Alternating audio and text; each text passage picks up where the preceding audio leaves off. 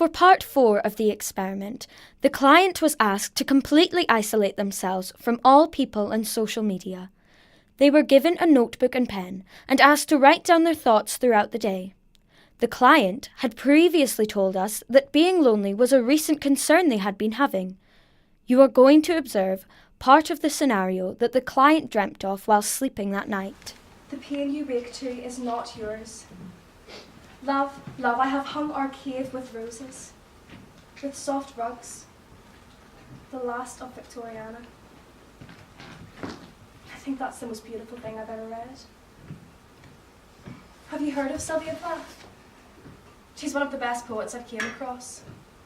Her writing didn't even become famous until after she died, you know. It's crazy. Imagine working all your life on something for it not to be recognised. It took for her to die before anyone even acknowledged her. It's a shame. She'll never know how appreciated or talented she was, or that it was okay for her to feel like she didn't belong in this world. It's a bit morbid, but she ended up killing herself. Suffered depression her whole life and just couldn't take it anymore. Part of me thinks it's a bit selfish when people do that. Did she not consider the people she was leaving behind? The people who depended on her, the people who loved her? I understand how hard life can be, but in this poem it sounds like she has hope. Love, love, I have hung our cave with roses. To me that sounds positive. She's trying to make the most of what she's got. She realises that she feels shit most of the time, but that she has to get on with things just like everyone else. Still, it must have been hard for her. I think she's saying she doesn't want her depression to rub off on the people she loves, which I think is understandable. When I first started going out with my fiance, Tom, I rubbed off on him a little. I used to be a bit superstitious, you see. Not anymore though, I'm fine. Tom helped me a lot. But he did call me a ninny at the start. Didn't understand the whole superstition thing. But it didn't take long before he was dodging black cats and avoiding cracks in the pavement. You do that in relationships though, don't you? Fall into each other's habits, adapt to each other so you can fit like a jigsaw. And that's what happened to us anyway. We fell in love all at once, and much, much too completely. You know they say love is the closest thing to euphoria? A feeling or state of intense happiness. I think that's the definition. Tom is my definition of happiness. When we first met, where is he actually? I'll let him tell his side of the story since he remembers it so differently.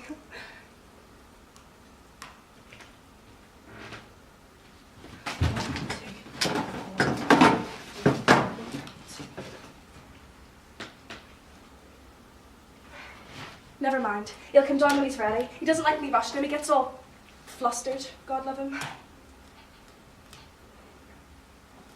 I think the only time I've ever been truly happy is when I was with Tom.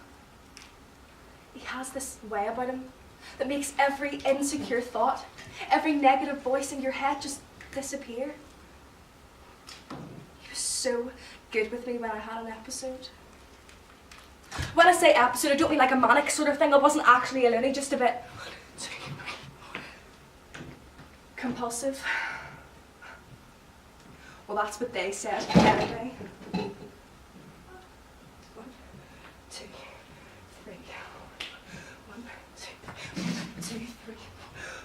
2, 3. 1, 2, 3. 1, 2, 3, 4. 1, 2, 3, 4. 1, 2, 3, 4. 1, 2, 3, 4.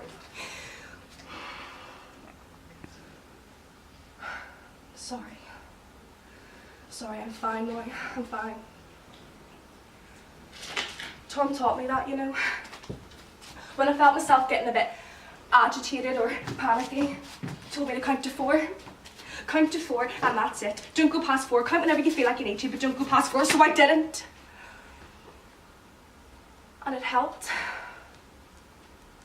I didn't feel like I had to constantly count how many times I blinked in a minute. Or like I had to lock the door 30 times before I was even able to leave the house. Just count to 4 and let it go. I think I adapted to him in that sense. He fell into my bad habits, but my mind and my body adapted to him. It was like I went into autopilot when he walked into the room.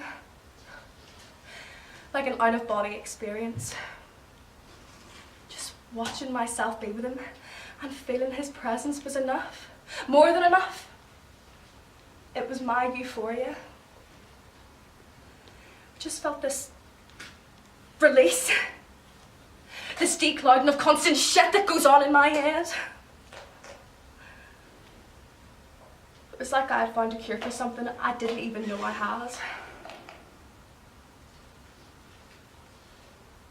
Did you hear that? Tom, he must be home from work. He's been so busy recently. Big promotion he got, works so hard to provide. He'll tell you all about it when he comes down. He loves his job.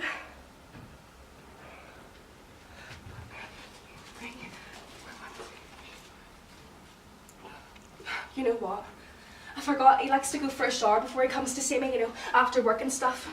He won't be long though, he doesn't like to keep me waiting, he's good like that.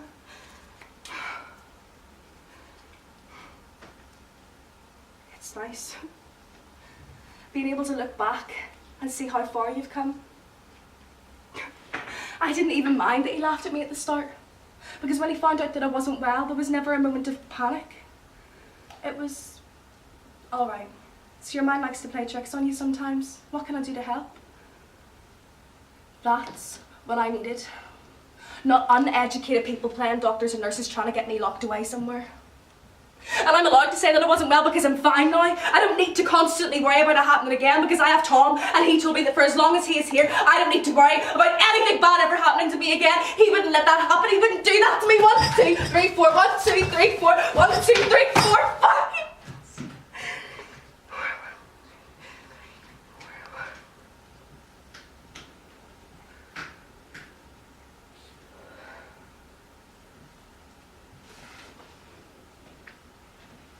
When he went away, that's when it got really fucking hard. I became so reliant, so dependent on how he made me feel that when he wasn't there, the thoughts and the compulsiveness and the demons came back with a vengeance. They always knew to come to me when he wasn't there. They used to whisper things in my ear. Terrible things. But when I said that Tom went away, I just meant he went away with his work, that's all, he is fine. I didn't even tell you what he does, did I? I'm not even sure myself, to be honest. Something to do with medicine, I think. I just know that I don't get to see him as much as I would like to. But I understand that he's busy and you can't be with each other every minute of every day. It's not healthy, is it? It's not healthy, is it? It's not healthy, is it? It's not healthy, is it? It's not healthy, is it?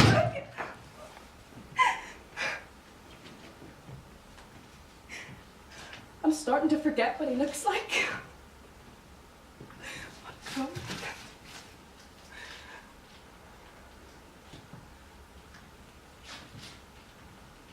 Why are you here? Why are you looking at me? I'm fine. Everything is fine. I have Tom, I swear. I could go get him right now if I wanted to, and he would stop and drop everything just for me because he loves me. Tom! Tom! You think I'm lying, don't you? You think I'm lying, Tom! Why isn't he coming? He mustn't be able to hear me because if he could hear me, then he would be here. Right here in this. Right here in this place.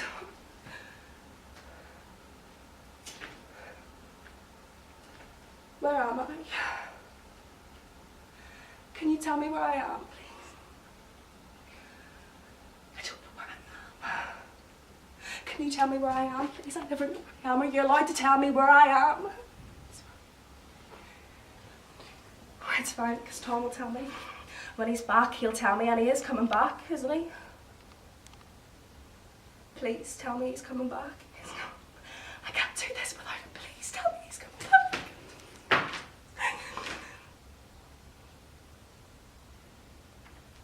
I just need to see him.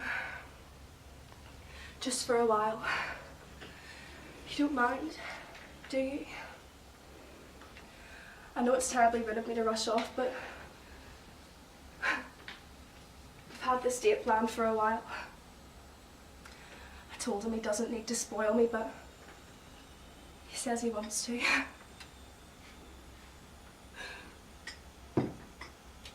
Tom.